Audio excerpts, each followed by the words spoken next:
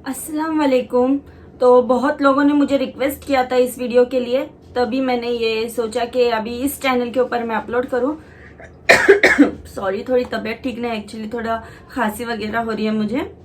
लेकिन मुझे बहुत खुशी हुई कि लोगों ने मुझसे ये सब पूछा, तो मैंने सोची कि चाहे अभी कुछ भी हो, मुझे तो इसके ऊपर वीडियो बनानी ही है। तो मैं आपको बताती हूँ अभी कि मुझे कंसीव कैसे हुआ, तो मैं ये भी आपको पूरा बताऊंगी।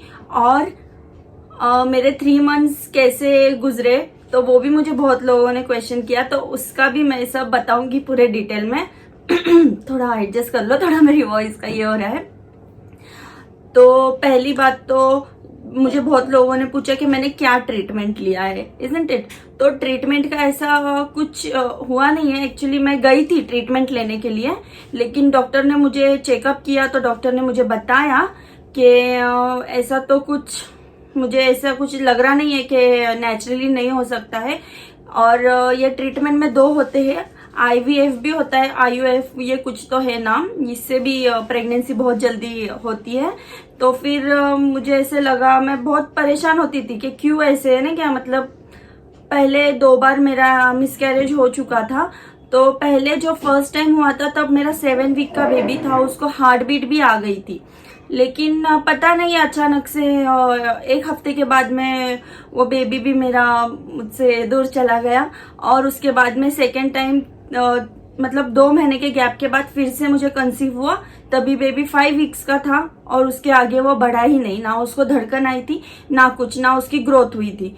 तो फिर मैंने डॉक्टर से पूछा कि ऐसा क्यों होता है बार बार। तो उन्होंने बताया कि अगर बेबी में कोई एबनॉर्मलिटीज होती है तो ही ऐसा होता है, अर्ली स्टेज में आपका मिसकैरेज हो जाता है। तो इट्स गुड कि ऐसा हो रहा है, क्योंकि अगर वो बढ़ता है, अगर वो जन्म लेता है तो फिर भी बहुत दिक्कत हो जाती है। तो उससे अच्छा है कि वो नहीं आए, वो खुद सरवाइव नहीं कर सकता है आपके यूट्रस में, इसके लिए वो पास आउट हो जाता है। तो फिर भी अपने आप को बहुत संभाला, मैं बहुत टेंस्ड रहती थी, मुझे बिल्कुल भी कुछ चीज में मूड नहीं आता था। ऐसा लगता था कि क्यों मेरे साथ ही ऐसा क्यों हुआ है, हमारे पूरे इसमें किसी के भी साथ ऐसा नहीं, सबको 1 ईयर के अंदर ही होता है, मुझे क्यों ऐसे। लेकिन फिर भी मुझे समीर ने बहुत अच्छे से समझाया, उन्होंने मुझे मतलब बहुत हौसला दिया। फिर मेरे अम्मी अब्बा भी मुझे हमेशा समझाते थे कि क्या होता है, इतना थोड़ी ना, बहुत टाइम थोड़ी ना हुआ है तेरे शादी को, चलता है, कोई बात नहीं, ऐसे वैसे बोलते थे। तो फिर बाद में जब लास्ट टाइम का मेरा हो गया था ऐसा प्रॉब्लम, तो डॉक्टर ने स्ट्रिक्टली बोला था कि 6 मंथ्स का गैप लेना जरूरी है, क्योंकि आपका रिसेंटली 2 टाइम्स हो चुका है वापस से। अगर आपको ऐसा नहीं होना चाहिए तो आपको 6 मंथ का गैप लेना ही पड़ेगा। तो फिर हमने बोला कि ऑब्वियसली हमको चाहिए अभी, तो हम 6 क्या 7 8 9 10, हम बोले जितना हो सके उतना हम 1 ईयर का गैप ले लेंगे, लेकिन हमको अभी इस बार हेल्दी बेबी चाहिए। तो फिर उसके बाद में हमको मतलब 6 मंथ का गैप हमने सोचा था कि लेंगे, उसके बाद ही प्लान करेंगे। लेकिन जो इस बार की प्रेगनेंसी है ये अनप्लान्ड है, क्योंकि 5 मंथ ही हो गए थे मुझे और नेचुरली कंसीव हो गया। मैंने सोचा था कि मैं पहले ट्रीटमेंट चालू करूंगी, फिर देखेंगे, फिर तब तक 6 मंथ हो जाएंगे। 1 मंथ पहले ही मैंने ये डिसाइड किया था। तो जैसे ही मैं गई, मैं कैंप में, आहूजा नर्सिंग होम करके है, एक हॉस्पिटल है, बहुत अच्छा है, वहां पे गई। तो वहां पे लेडीज डॉक्टर है, मैंने उनसे बात की कि ऐसा ऐसा है अपना प्रॉब्लम, मुझे ऐसा हो चुका है, तो क्यों ऐसा होता है, मुझे कुछ भी नहीं पता है, तो आप प्लीज मुझे गाइड करो कि क्या है या अपने को ट्रीटमेंट लेना है। तो उन्होंने मुझे बोला कि फर्स्ट टाइम हम नेचुरली ट्राई करते हैं, ठीक है। अगर नेचुरली आपको बेबी कंसीव होता है तो ट्रीटमेंट की कोई जरूरत नहीं है, और अगर नेचुरली नहीं होता है, हम देखते हैं एग्स वगैरह बन रहे नहीं है, तो फिर उसके बाद हम कुछ डिसीजन आगे लेंगे, कोई स्टेप आगे लेंगे हम। फिर उसके बाद में वो इंजेक्शन का कोर्स होता है कुछ, वो करेंगे। लेकिन अल्हम्दुलिल्लाह जब हमको उन्होंने गाइड किया, ये टाइम ऐसा ऐसा है जब हमको मतलब रिलेशन रखना चाहिए, तो फिर वो हमने सब गाइड उनका फॉलो किया। उसके बाद में फिर नेचुरली हमको ठहर गया, मतलब हो गया, प्रेगनेंसी कंसीव हो गई। उसके बाद में फिर मैं गई डॉक्टर के पास। मैंने पहले घर में भी देखा, फिर डॉक्टर के पास गई तो डॉक्टर ने बोला अरे भाई ये तो बहुत अच्छी बात है कि आपको नेचुरली हो गया, तो कोई ज़रूरत नहीं है हमको अभी आगे के ट्रीटमेंट की, आप बस अभी फिर मुझे टैबलेट स्टार्ट की उन्होंने। फर्स्ट 2 मंथ्स मुझे बहुत ज़्यादा महंगी वाली टैबलेट्स थी ताकि ऐसा ना हो, तो मुझे प्रोजेस्टेरॉन का सपोर्ट बहुत दिया गया था, वो सब हुआ। फिर उसके बाद फॉलिक एसिड सब सब सब मतलब जो भी प्रेगनेंसी के ट्रीटमेंट होता है वो किया। फिर उसके बाद में 3 मंथ्स के बाद हमको वहाँ पे हमारा आगे का ट्रीटमेंट कंटिन्यू नहीं करना था, इसके लिए हमने डॉक्टर चेंज किया। हमको बहुत जन ने बताया कि यहाँ पे भी है एक नाना पे, मतलब क्वार्टर समर्थ पुलिस स्टेशन है ना, उसके थोड़ा आगे ही है। तो फिर हम वहाँ पे गए, वहाँ पे मित्तल कोर्ट करके एक बिल्डिंग है, वहाँ पे डॉक्टर ओटीफ, उनके पास मेरा ट्रीटमेंट अभी चल रहा है। तो उन्होंने मेरे सब गोलियां बंद कर दी। उन्होंने बोले कि बेबी बहुत हेल्दी है, उसको प्रोजेस्टेरॉन सपोर्ट की कोई भी ज़रूरत नहीं है, खामखा आप इतनी महंगी गोलियां मत लो, इतनी ज़्यादा गोलियां मत लो, आप सिर्फ एक ही गोली लो जो कि विटामिन की होती है, वो मुझे सुबह में। तो इन सिंपल वे मुझे ट्रीटमेंट से कंसीव नहीं हुआ, मुझे नेचुरली ही कंसीव हुआ है। और रही बात, मुझे बहुत लोगों ने पूछे कि 3 मंथ्स मुझे कुछ प्रॉब्लम हुई, तो मैं बताती हूँ मेरी प्रॉब्लम, लेकिन प्लीज़ आप अपनी प्रेगनेंसी को इससे कंपेयर मत करना और ऐसा मत सोचना कि मुझे हुआ है तो आपको भी होना चाहिए, या आपको जो हो रहा है वो मुझे नहीं हो रहा है। तो ऐसा नहीं है, हर किसी का बॉडी अलग होता है, हर किसी की बॉडी अलग रिएक्ट करती है, और तो इसके लिए कभी ऐसे कंपेयर मत करना किसी का भी, ठीक है। तो मैं आपको बताती हूँ कि मेरे साथ में क्या हुआ, कैसे। जैसे कि आप लोग को तो पता है कि एक तो आपने देखा है हमारे लव बर्ड्स पे कि कैसे हम लोग ने एक दूसरे को बताया, हम लोग कितने खुश थे। और ये जो फीलिंग होती है ना, ये एक माँ ही समझ सकती है, जो माँ बनने वाली है या जो माँ बन चुकी है या जो अभी प्रेग्नेंट है, वो ही ये खुशी को महसूस कर सकते हैं। क्योंकि बहुत बहुत मतलब बहुत प्रेशियस होता है ये वक्त, बहुत मतलब मेरे को कुछ वर्ड्स ही नहीं समझ रहे मैं क्या बोलूँ, क्योंकि बहुत अच्छी फीलिंग होती है।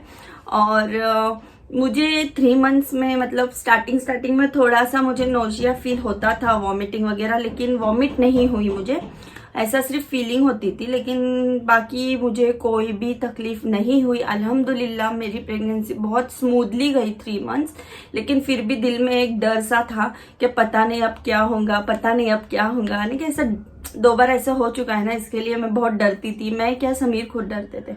तो हम लोग ना बाहर ट्रैवल करते थे, ना हम बाहर का खाते थे, ना कुछ भी नहीं, जो भी है घर में पकता था वही खाते थे। हाँ, लेकिन मुझे ये सिम्टम्स होते थे कि मुझे वीकनेस बहुत थी, मुझे उठने को नहीं होता था, कुछ काम करने को मन नहीं करता था, और थोड़ा सा हेडेक रहता था शाम के वक्त, उससे ज़्यादा और मुझे कुछ भी नहीं। ऐसा भी नहीं है कि मुझे कुछ खाने का मन नहीं कर रहा, कुछ खाने का मन कर रहा, ऐसा कुछ भी नहीं। जो मिलता था मैं वो खा लेती थी, जो नहीं होता था अवेलेबल, ठीक है कोई बात नहीं, ऐसी थी मैं। तो ऐसे कोई मैं जिद नहीं करती थी कि मुझे क्रेविंग्स नहीं होती थी कि मुझे वो चाहिए मतलब चाहिए, ऐसा कुछ भी नहीं हुआ। 3 मंथ्स मेरे बहुत स्मूथली गए। और सिम्टम्स और भी होते हैं, जैसे कि बहुत अलग अलग, हर लेडीज में अलग अलग होते हैं, तो ज़रूरी नहीं है कि हर किसी को सेम हो। तो मैं हमेशा नेट पे देखती थी, फिर मैं बहुत कंफ्यूज हो जाती थी कि पता नहीं मुझे ऐसे क्यों नहीं होता है, सबको होता है। फिर वो पता चला कि हर किसी को, मैंने डॉक्टर से भी फिर कंसल्ट किया इस बारे में कि मुझे कुछ भी ऐसे सिम्टम्स फील नहीं हो रहे हैं, क्या करूँ। तो फिर डॉक्टर ने बोले ऐसे ज़रूरी नहीं है कि हर किसी को सेम हो, हर किसी की बॉडी अलग रिएक्ट करती है। तो शायद से ये तो बहुत अच्छी बात है, इट्स गुड कि आपको ये सब तकलीफ नहीं है। जिसको होती है उनसे पूछोगे कितनी तकलीफ होती है, और सच में होती होंगी, लेकिन हमारे जीन्स में ही वैसा है शायद, क्योंकि मेरे अम्मी को भी ऐसी कोई भी तकलीफ नहीं हुई थी। तो अम्मी बोलते शायद से तू मेरे ऊपर गई है तो तुझे भी कोई तकलीफ नहीं हुई। लेकिन अभी मुझे क्या हो रहा है ना, थोड़ा सा सोने में मुझे अनकंफर्टेबल हो रहा है बस, और बाकी कुछ नहीं। और हेडेक का एक प्रॉब्लम क्यों हो रहा है मेरे को, ये अभी नेक्स्ट विजिट में मैं जब जाऊंगी फॉलोअप के लिए, तब मैं ये डॉक्टर से पूछूंगी कि मुझे ऐसे क्यों हो रहा है। मुझे मतलब शाम के टाइम पे मुझे हेडेक की एक बहुत प्रॉब्लम होती है, बाकी और कुछ भी नहीं है। लेकिन और गोली वगैरह भी टाइम पे ले रही हूँ मैं, तो मुझे ये वाला वीडियो बहुत लोगों ने बहुत रिक्वेस्ट किया था, बहुत पूछा था, लेकिन मैंने सोचा कि मैं उस पे नहीं, मैं इसके ऊपर आपको पूरी डिटेल में बताऊं कि क्या है क्या नहीं है। तो ऐसी हुई थी, देखो मेरा जो भी है मैंने आप लोगों के साथ क्लियर किया। और एक बात कैसा है ना, मुझे पहली बात तो है ना याद ही नहीं था कि अभी मैं कब मतलब कब जाना है डॉक्टर के पास, वो कुछ मुझे समझ में ही नहीं आ रहा था। फिर हमने सोचा, मेरी अम्मी ने बोले चल एक बार हम जाकर आते हैं, देखते हैं, अगर वो ट्रीटमेंट वगैरह बोलते हैं तो जाएंगे, हम करेंगे आगे का। तो बहुत खुशी हुई मुझे जब पता चला कि मुझे ट्रीटमेंट की ज़रूरत नहीं है, वरना मैं बहुत डरती थी। क्योंकि वो जो मेरा कैसा है ना, मैं पढ़ते रहती हूँ हमेशा, कुछ भी अगर डॉक्टर मुझे कोई नई टैबलेट्स देते हैं या कुछ भी होता है, मुझे खाना होता है, कुछ भी करना होता है, तो मैं पहले नेट पे सर्च कर लेती हूँ, गूगल पे, यूट्यूब पे, जो भी हो, मतलब मैं पहले उसके बारे में पूरी इन्फॉर्मेशन लेती हूँ, उसके बाद ही मैं कंज्यूम करती हूँ जो भी मुझे खाना पीना होता है। कि मैंने इस बार बहुत केयर की अपने आप की, मैंने ही नहीं, समीर ने भी मेरी बहुत केयर की है, और मेरे अम्मी अब्बा ने भी मेरा बहुत ध्यान दिया। मेरे घर से ही मुझे टिफिन आता था, क्योंकि मुझे बनाने की हिम्मत ही नहीं होती थी कुछ भी खाना वाना, मैं उठ ही नहीं पाती थी, मतलब पैर में मेरे ताकत ही नहीं थी, ऐसा होता था, पूरी वीकनेस थी मेरे आंग में। इसके लिए मैं वीडियोस में भी बहुत कम आती थी, समीर ही आते थे, क्योंकि मुझे रेडी होने का मन नहीं करता था, मैं बस गाउन में ही रहती थी। मुझे ऐसा लगता था नहीं यार समीर, बस मुझे सोने दो, मुझे बस सोना है, मुझे बस सोना है। तो ऐसा था। और अभी रिसेंटली 1 वीक से मुझे कमर में थोड़ा पेन हो रहा है, बैक साइड में यहाँ पे, बस थोड़ा सा, ऐसे ज्यादा नहीं। तो मैं रात में झंडू बाम लगा के सो जाती हूँ, तो मुझे बहुत अच्छी नींद आती है। और सर में भी मैं वैसे ही करती हूँ, क्या करूँ पता नहीं मुझे ऐसा क्यों हो रहा है, सर दर्द क्यों हो रहा है। लेकिन मैं ये ज़रूर पूछूंगी डॉक्टर से, और इसके बारे में भी फिर मैं आपको बताऊंगी। और भी आपको कुछ पूछना है, कुछ भी आपके क्वेरीज हैं और इससे रिलेटेड या बहुत ज़्यादा पर्सनल है, तो आप मुझे इंस्टाग्राम पे मैसेज करना, क्योंकि ज़्यादा मैं खुल के यहाँ पे नहीं बता सकती हूँ कुछ भी। तो जो भी आपको पूछना है पर्सनली तो आप मुझे पूछ सकते हो, इंशाल्लाह मैं वहाँ पे आपको ज़रूर बताऊंगी जो भी है। क्योंकि मैं समझ सकती हूँ जिसको ये नहीं हो ऐसे, मतलब जब ये सब प्रॉब्लम होती है, ये फेस करते हैं और कंसीव नहीं होता है, तो कितनी सारे सवालात हमारे माइंड में घूमते रहते हैं। तो उसके साथ डील करना बहुत मुश्किल होता है, क्योंकि ये फेस से मैं खुद गुजर चुकी हूँ, तो मुझे पता है ये क्या होता है। मैं हमेशा मतलब रात के टाइम पे जब भी सोने का होता था, तो थोड़ा टाइम जब रहता था नींद आने के पहले, मैं हमेशा यूट्यूब पे वीडियोस देखती थी कि क्या होता है, क्यों मुझे ऐसा हुआ, क्यों होता है ये, मतलब मिसकैरेज क्यों होता है, क्या गलतियां होती हमसे ऐसी, सब मैंने सब पढ़ते ही रहती थी। फिर मैं सोचती थी नहीं, जब नेक्स्ट टाइम ऐसा होगा ना तो मैं कुछ भी नहीं करूंगी, मैं बहुत अपने आप का ध्यान रखूंगी। तो इस बार मैंने सच में, और पिछली बार जब ऐसा हुआ था तब मेरे हिसाब से मैंने कपड़े बहुत धोई थी।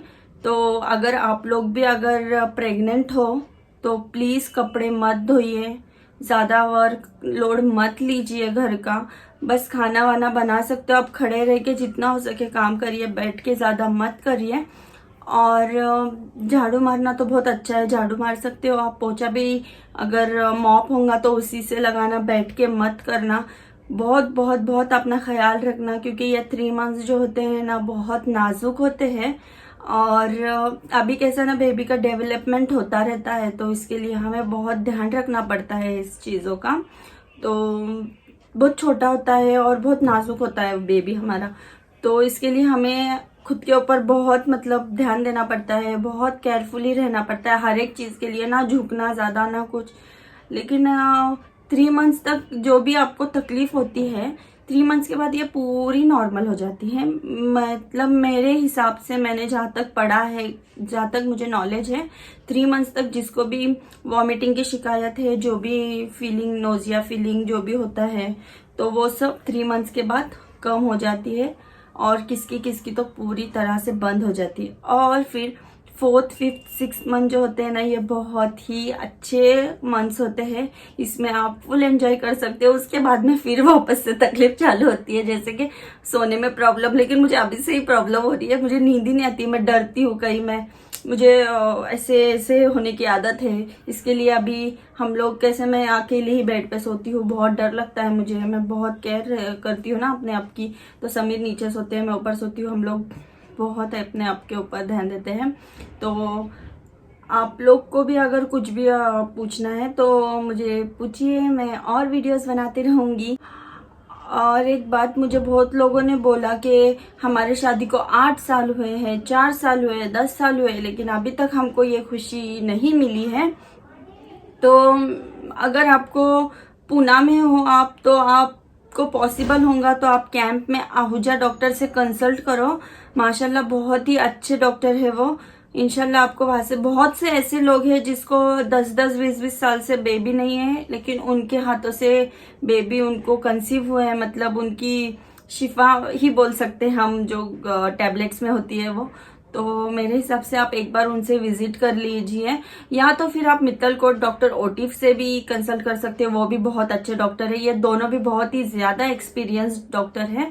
और मैं भी आप सबके लिए दुआ करती हूँ। मुझे बहुत लोगों ने रिक्वेस्ट किया कि ऐसे वक्त में दुआ बहुत जल्दी कबूल होती है, तो मैं आप सबके लिए बहुत बहुत दिल से दुआ करती हूँ कि अल्लाह ताला आपको भी इस खुशी से नवाज दे और आपके गोद में भी एक अच्छा सा हंसता खेलता बेबी जल्दी से जल्दी आ जाए।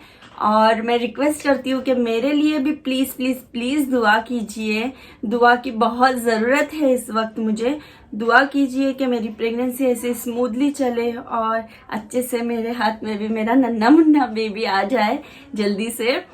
बस ये वक्त जल्दी जल्दी गुजरे और मुझे कुछ तकलीफ नहीं हो। जैसे मुझे 3 मंथ्स तकलीफ नहीं, वैसे मुझे ये पूरी प्रेगनेंसी तकलीफ ना हो। अल्लाह का शुक्र है।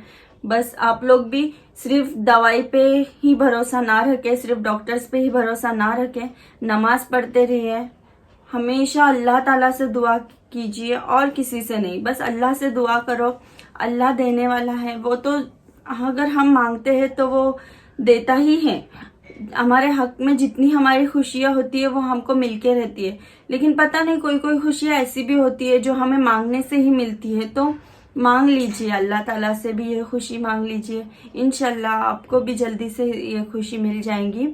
और नमाज पढ़ते रहिए, बस यही बोलूंगी मैं। और डॉक्टर से कंसल्ट करो अगर आपको वो डॉक्टर का डिटेल्स चाहिए। मैं दोनों डॉक्टर के डिटेल्स डिस्क्रिप्शन में दे दूंगी आपको, उनके अपॉइंटमेंट नंबर्स दे दूंगी। आप वहां से उनके पास जा सकते हो और ट्रीटमेंट ले सकते हो। तो चलिए फिर मैं वीडियो यहीं पे स्टॉप करती हूँ। अगर आपकी और भी क्वेरीज है तो मुझे ज़रूर बताना, कमेंट करना या इंस्टा पे बताना।